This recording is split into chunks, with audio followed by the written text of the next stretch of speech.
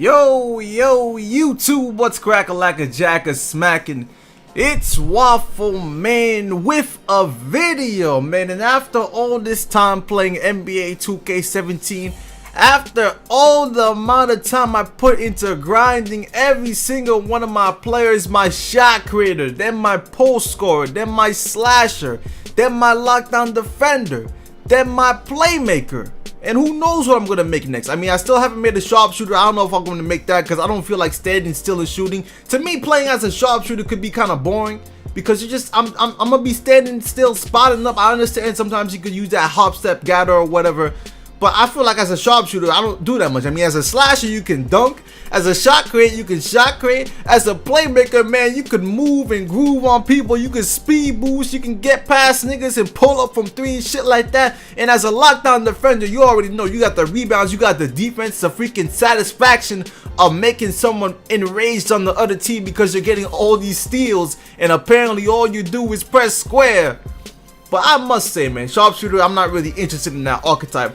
But man, after using every single one of these archetypes, and you know, they're all 96 overalls, most of them, every single one of them has their grand bags except my post scorer. So I know these archetypes, bro, and I've used them enough. Still getting used to my playmaker. But you know, after using all these archetypes, man, I don't think there's a bad archetype in 2K. I really don't. Like, I really think 2K, you know, I gotta give it up to 2K for this one, man. Clap for 2K. I know some people in the comment section are gonna disagree with me and say, well, this archetype is trash. There's always that people that say, well, this archetype is trash, bro. This is the worst archetype and stuff like that. But, you know, you gotta get to know the archetype and get to use the archetype. And what I found out that is that it's not really a bad archetype. It's just that the difficulty in using one archetype compared to another varies. So what does this mean, Waffleman? Well, think about this, right? How many slashers have you seen on the court actually play really good? How many lockdown defenders do you see on the court play really good? And what I mean by really good is that, are they effective at what they're supposed to be doing? Can they do other things on the court rather just slash or rather just play defense, man? That's what you have to look at. And when you look at the park, right, if you play in the park, you're gonna see a lot more better playmakers than good slashers. This is facts. And listen, I have experience with this, man, and that's why I don't like playing with other slashers that much, or sometimes even other lockdown defenders that much, because I know they're not as good as me at that archetype. And you know, it's better value to have another playmaker or a Glaskin or something like that, because they're not gonna be that good at slashing. They're not going to be good at locking down their opponent. So it's like, well, there's not a point for you to be on the court. While the shot creators and the playmakers and the sharpshooters, you're going to see a lot more good sharpshooters. You're going to see a lot more good playmakers and shot creators than freaking slashers and lockdown defenders. It's just facts. Like, I can't find this. Rarely do I see a slasher that's really killing the game, man. And I play a lot, man. I play the park. You know, my park record, I don't have 1,000 wins yet. But still, I don't see slashers that much doing that shit, man. A couple times I will see a good slasher, I'm like, damn, that nigga posterized your niggas. But most of the time, it's some playmakers, bro. It's some sharpshooters. It's some shot creators.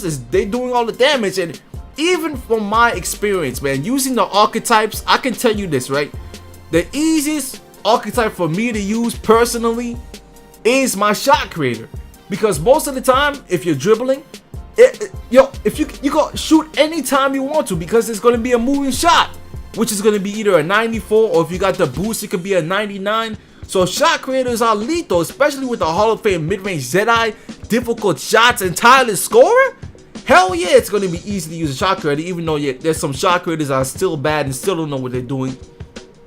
And then my playmaker, who I'm still getting used to, even he's good at what I'm doing. And listen, my slasher, I love my slasher, man. Like, I have fun playing my slasher. It's been one of my favorite archetypes the past couple of weeks, and I've been using him a lot more in the park. But you gotta understand that my slasher is very good because I can still shoot off the dribble as my shot creator. Got that 86 shooting off the dribble. My mid-range game, I don't really pull up for mid-range, but even my slashing ability, man, I make my layups as my slasher. I make a lot of contact dunks, even though I'm 6'4". And the layups, listen, I use teardropper, and that's another thing. You guys Y'all not using all the abilities of your position. People sleep on that teardropper, that floater, for the slasher.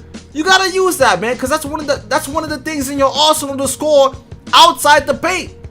You know, if you got a slasher that just loves to just keep being in the paint, that's not gonna help your team. You gotta be able to shoot off the dribble. You gotta be able to at least have a floater game or a teardropper, because that shit's on Hall of Fame.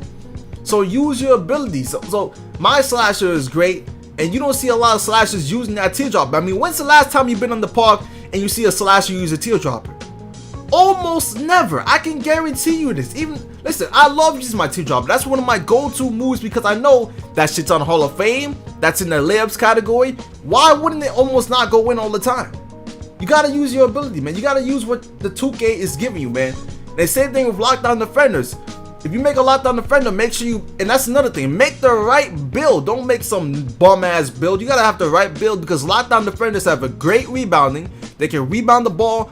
Plus, since they got athleticism, you could actually out rebound some of the bigger center positions, like if they got a stretch big or a freaking post score or whatever. Sometimes even glass cleaners, you can out rebound them just by boxing out and grabbing those rebounds with that athleticism. So there's a lot a lockdown defender can do, especially in the paint against smaller people. You're already faster than big men, and you're bigger than small men if you have a 6'7" or 6'8" lockdown defender. So you got advantages, man, but people just don't know. So the skill difference is definitely there. I definitely will say it is easier to use a playmaker and a shot creator than using a slasher or a lockdown defender. And you know, the skill difference is definitely there. So that's why I'm saying, you know, there's not a bad archetype in 2K. Even the athletic finishers, man. I've seen athletic finishers dominate. I gotta give it up to the athletic finishers. Some of them can pull up from mid-range, and they be dunking in the paint, and they're faster than their other contemporary big men. Like, listen, 2K, I think they structured this archetype system actually well this year. Of course, I like to see more improvements in the future. Don't know if the system's gonna stay. I think it's gonna stay for another year, 2K18. But let me know what you think in the comment section as well. Enjoy your Saturday. I'm out for now. Peace.